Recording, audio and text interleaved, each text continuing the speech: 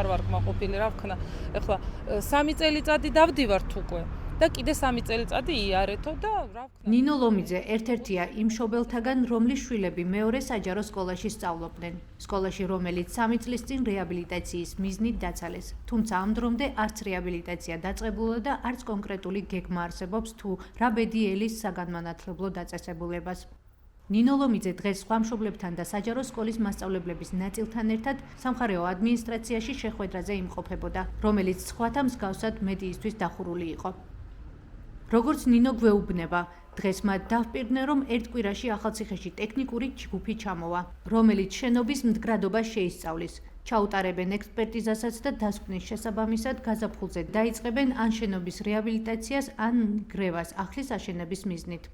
ეს წელი და კიდევ 2 წელი, ანუ 3 წელი უნდა კიდევ ვიაროთ პირველ საჯარო სკოლაში, მეორე სმენაში და უნდა ვიყოთ მაგით კმაყოფილები, რა ვიცი, მე ახლა არ ვარ კმაყოფილი, რა ვქნა.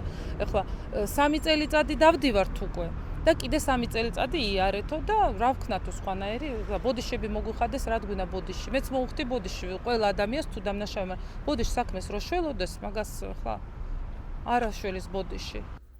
რაც შეეხება ექსპერტიზას, ახალციხის რესურს ცენტრის ხელმძღვანელმა ხათუნა ხმალაძემ 22 სექტემბერს სამხარეო ადმინისტრაციაში გამართულ შეხვედრაზე თქვა, რომ სკოლას ექსპერტიზა უკვე ჩაუტარდა, რომლის მიხედვითაც შენობები საჭიროებენ კაპიტალურ რეაბილიტაციას, ხოლო საქვაბის და სააქტო დარბაზის შენობები ექვემდებარება დემონტაჟს. დასკვნაში წერია მეორე საჯარო სკოლის სასწავლო შენობის და სპორტული დარბაზის ტექნიკური მდგომარეობა არა დამაკმაყოფილებელია. ასევე შენობები შეუსაბამოა სეისმომედეგი მშენებლობის ნორმებთან. შენობები საჭიროებენ კაპიტალურ სარეაბილიტაციო ღონისძიებების ჩატარებას, სათანადო დამუშავებას პროექტის მიხედვით. საქვაბის და სააქტო დარბაზის შენობების ტექნიკური მდგომარეობა არადაკმაყოფილებელია და ექვემდებარება დემონტაჟს. მშობელი ასევე ამბობს, რომ პროცესი კიდევ 2 წელს გასტანს. მას კი თავის მხრივ ამის შესახებ მთავრობის წარმომადგენლებმა შეხვედრაზე უთხრეს. გაგონილმა მშობლების ნაწილში უკმაყოფილება და 3 წლიანი შეუსრულებელი დაპირების ფონზე უნდობლობას გამოიწვია. არც მჯერა სიმართლე რო გითხრათ, მართლა უკვე აღარ მჯერა, აი ძალიან ძნელი დასაჯერებელია. ჩვენი ინფორმაციით შეხვედრას ესწრებოდა მხარის სახელმწიფო რწმუნებული ზაალ გელაშვილი და ახალციხის საგანმანათლებლო რესურს ცენტრის ხელმძღვანელი ხათუნა ხმალაძე. ხმალაძე ის პირია, რომელმაც 23 სექტემბერს ამავე შინაარსის შეხვედრიდან მასწავლებლების და მშობლების მოთხოვნის მიუხედავად მედია გააძევა პოლიციის ჩართვის მუხარით. თქვენ ახლა არ გაბრძანდებით დაურეკავ პოლიციას, რომ არ გადიხართ შეხვედრაზე. დავიღალი ამდენი ორგანიზებულად ვართ 3 წელიწადი აგეთ უაზროთ. ჟურნალისტები თუ არ იქნებიან მიადასტურებია.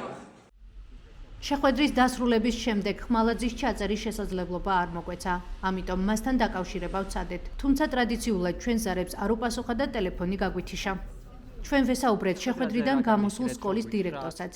ბელა დიასამიძე ამბობს, რომ ციტატა სკოლას რეაბილიტაცია აუცილებლად ჩაუტარდება, ხოლო შენობის სავარაუდო გაყიდვის შესახებ გავრცელებული ინფორმაცია ჭორია. ბელა დიასამიძე ვერ პასუხობს ჩვენს დამაზუსტებელ შეკითხვას, ცნობილია თუ არა რეაბილიტაციის დაწყების კონკრეტული თარიღი. სკოლის რეაბილიტაციის სამომავლო გეგმებზე და პროცესებზე და არის რაიმე კონკრეტული გეგმა მაგმატების მიმდინარეობს, კი ბატონო, სკოლას აუცილებლად ჩაუტარდება რეაბილიტაცია და ის არსებული ჭორები გაყიდვასთან და გასვისებასთან დაკავშირებით გიდასტურებთ, რომ არ შეესაბამება სინამდვილეს. კონკრეტული თარიღები თუა ცნობილი? ამ შემთხვევაში ვერ გიპასუხებ დეტალურად ინფორმაციას. მშობლების ნაწილში სკოლის შესაძლო დანგრევის შესახებ ინფორმაციის სანდოობას მიმდებარედ არსებული ტერიტორიის ერთლარად გაცემა ზრდის.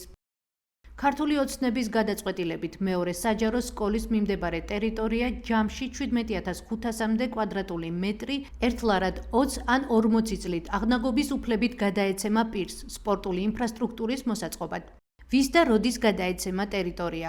ამ საკითხზე დამატებითი ინფორმაცია უცნობია. მთავრობის ადმინისტრაციაში ჩვენ ზარებს არ პასუხობენ.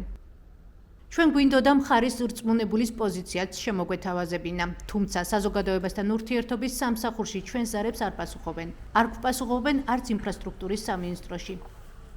რა ხდება?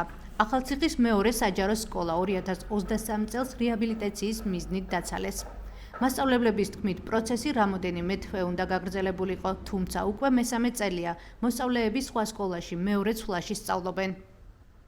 დიდი ალბათობით გადავიყვან მარტო მე კი არა, უმრავლესობა მშობლების სამწუხაროდ, იმიტომ რომ ძალიან გაიწელა დროში, ბავშვები ისედაც ძალიან დაზარალდნენ. მეორე სმენაში მე ექიმიც გახლა ვარ და ამიტომ ვიცი და ჩემ თავზეც ვარ გამოცდილი მეორე სმენა, დავდიოდი ერთი პერიოდი, რომ ტვინი სამწუხაროდ ახლა დღის მეორე ნახევარში ისე კარგად ვერ მუშაობს, როგორც დილით მუშაობს და სწავლის დონე რაც არ უნდა გვეუბნეოდნენ, რომ ყველაფერი მორგებულია, ისე ვერ იქნება კარგი, როგორც პირველი სმენაში.